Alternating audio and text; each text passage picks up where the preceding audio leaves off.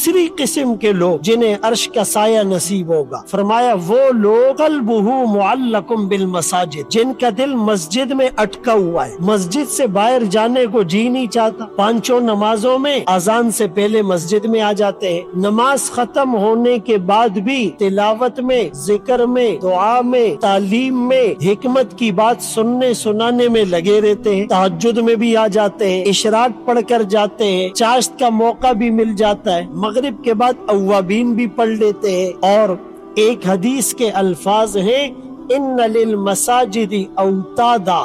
مسجد کے لیے کچھ کیلیں ہوتی ہے۔ کیا مطلب؟ جیسے یہ پلر ہے، اب یہ الگ ہی نہیں ہو رہے ہیں، کچھ لوگ مسجد میں اپنا ٹھکانہ بنا کر بیٹھ جاتے ہیں، مسجد کو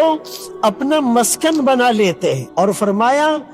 ایسے لوگ جب کبھی مسجد نہ آئے تو فرشتے انہیں تلاش کرتے ہیں، بیمار ہو جائے تو فرشتے ان کی عیادت کرتے ہیں، ضرورت مند ہو تو فرشتے ان کی مدد کرتے ہیں۔